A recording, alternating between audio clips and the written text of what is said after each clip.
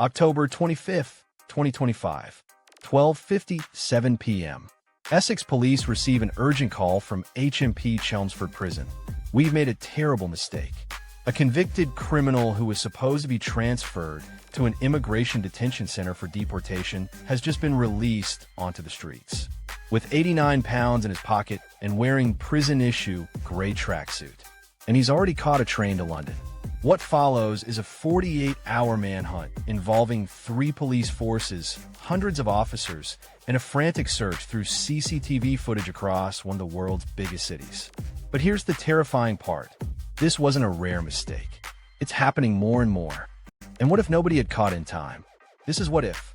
Let me explain exactly how this administrative disaster unfolded, because the details are absolutely mind-blowing. Friday morning, October 25th, 2025, HMP Chelmsford in Essex. It's a Category B prison holding over 700 inmates. The reception area, where prisoners are processed for release or transfer, is busy. A prison officer reviews the day's list of inmates leaving the facility. On that list, Hadush Kabatu, an Ethiopian national who was supposed to be transferred to an immigration removal center and then deported to Ethiopia. He'd been sentenced to 12 months for multiple offenses and was due to be handed over to Home Office immigration officials. But somewhere in the paperwork, something goes catastrophically wrong. According to reports, Kabata was wrongly categorized as a prisoner due to be released on license, meaning freed into the community, instead of being transferred for deportation.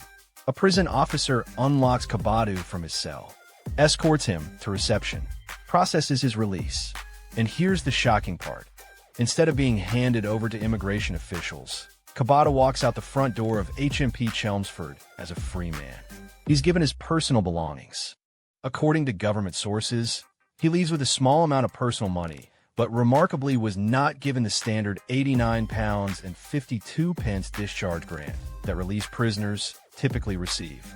Small mercy, but it wouldn't have mattered much, he was already gone. The prison officer who made the error is described as experienced and distraught. They've been immediately removed from discharge duties pending investigation. But the damage is done. At 12:41 p.m., just hours after walking out of prison, CCTV captures Kabata boarding a London-bound train at Chelmsford railway station. He's still wearing his prison-issue gray tracksuit top and bottoms, carrying a distinctive white bag with pictures of avocados on it. The train stops at Shenfield, then Stratford, before arriving at London Liverpool Street at 1:18 p.m. And then he disappears into one of the busiest cities in Europe. It's not until 12:57 p.m., just 16 minutes after he boarded the train, that prison officials realize their mistake and notify Essex Police. But by then, Kabatu is already rolling through Essex countryside, heading into London. The manhunt begins. Essex Police immediately launch a massive operation, but they're already behind. Kabata has at least an hour's head start, and London is a city of 9 million people with hundreds of thousands of CCTV cameras, thousands of streets, and countless places to hide. 3 police forces join the hunt: Essex Police, British Transport Police, and the Metropolitan Police. Hundreds of officers are deployed. The investigation is described as fast-moving and complex.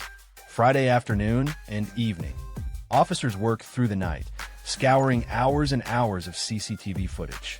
They track Kabatu's movements from Chelmsford Station through London. Every camera angle, every street, every station platform. At 6 p.m. Friday, they get breakthrough. CCTV captures Kabatu at a library in Dalston Square, Hackney, East London. He's still wearing that gray prison tracksuit and carrying the distinctive avocado bag. The images are immediately released to the public. But Dalston is in East London, a densely populated area with excellent public transport connections. From there, Kabatu could go anywhere. Saturday morning, Essex Police issue a statement. Officers work throughout the night to track his movements, including scouring hours of CCTV footage, and this work continues today. It is not lost on us that this situation is concerning to people, and we are committed to locating and arresting him as quickly as possible. Metropolitan Police Commander James Conway makes a direct public appeal for information. He asks anyone who's seen Kabatu or has any information to come forward immediately. The pressure is enormous. This isn't just any escaped prisoner. This case had already triggered massive protests across the UK months earlier. The political fallout is immediate and severe. Prime Minister Keir Starmer calls the error unacceptable. Justice Secretary David Lammy says he's livid on behalf of the public. Health Secretary Wes Streeting tells Sky News, "The idea that he's loose on our streets is incredibly serious. It is a serious failure." Conservative leader Kemi Badenoch calls it a level of incompetence that beggars belief. Reform UK leader Nigel Farage says Britain is broken. Saturday night, the manhunt intensifies. Police focus their search on North London. Tips from the public start flowing in. Someone recognizes the avocado bag. Someone else reports seeing a man matching Kabata's description. Sunday morning, 8:30 a.m., officers converge on Finsbury Park in North London. Following information from the public, they conduct a search of the area. And then they spot him. Kabatu is arrested without incident. The 48-hour manhunt is over. But here's the question nobody's asking. What if he'd changed clothes? What if he'd dumped that avocado bag? What if he'd gone to ground in a friend's apartment? Drop your thoughts in the comments. And if you're as shocked by this systemic failure as I am, hit subscribe. We're covering true crime, government failures, and real-world mysteries every week. Now here's what makes this story truly terrifying. This wasn't a freak accident. It's part of a massive, growing problem in the UK prison system. According to government figures released in July 2025, 262 prisoners were released in error in the year ending March 2025. The year before, 115 releases in error. The year before that, just 81. Let me repeat that.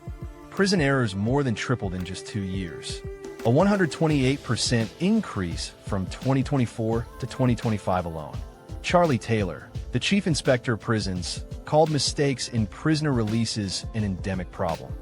He told reporters, "This case garnered nationwide attention because it's an incredibly high-profile prisoner convicted of a very serious offense. But the real worry is what happens below the radar. There are mistakes like this happening all the time."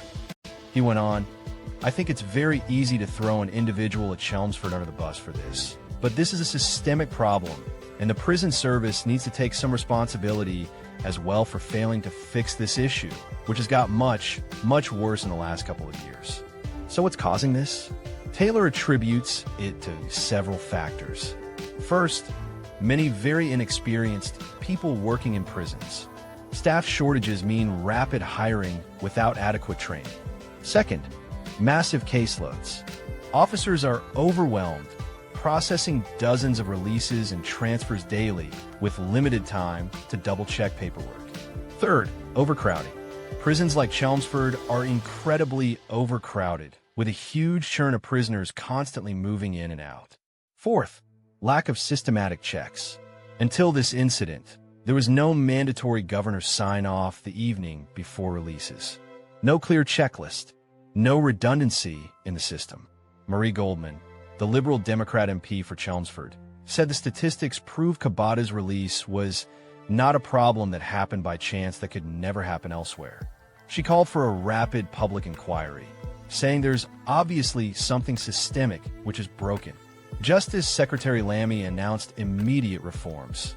Senior accountability for protocols, clear checklists for governors, strengthened release checks. In an independent investigation led by Dame Lynn Owens, former Deputy Commissioner of the Metropolitan Police, to get to the bottom of what went wrong. But the question remains, how many other mistakes haven't been caught? How many lower-profile prisoners have been released in error and nobody noticed? So here's the ultimate what if. What if this had been someone more dangerous? What if the person released in error was serving time for a violent offense and immediately reoffended? What if they'd harmed someone during those 48 hours of freedom? And more chilling, what if prison officials hadn't caught the mistake until Monday morning when immigration officials arrived to collect him and found him gone? That's an extra 48 hours. Kabatu could have fled the country by then. Remember, he was literally at the airport being arrested for trying to board a flight just 1 week earlier. He had clearly been planning to flee. If this release error had happened 1 week earlier, before police identified him as a suspect in the Louvre-style heist, he would have made that flight. What if the prison officer had simply double-checked the paperwork? What if there had been a second person reviewing releases? What if governors had to sign off the night before? These aren't complicated fixes. They're basic administrative safeguards.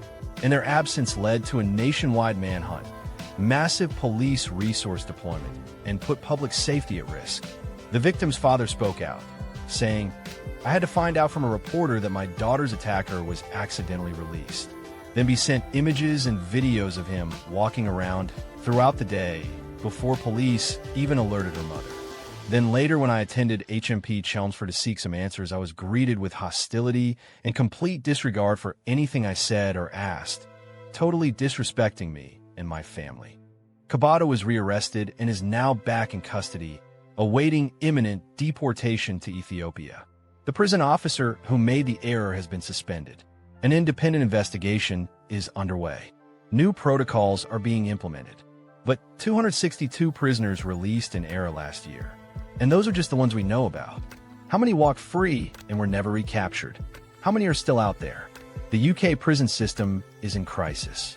Overcrowded, understaffed, overwhelmed, and basic administrative functions, like making sure the right person walks out the door, are failing at an alarming rate.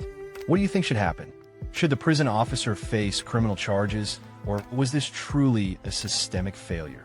Should victims be notified immediately when their attackers are released, even by accident? Let me know in the comments. If this story shocked you, hit subscribe and the notification bell.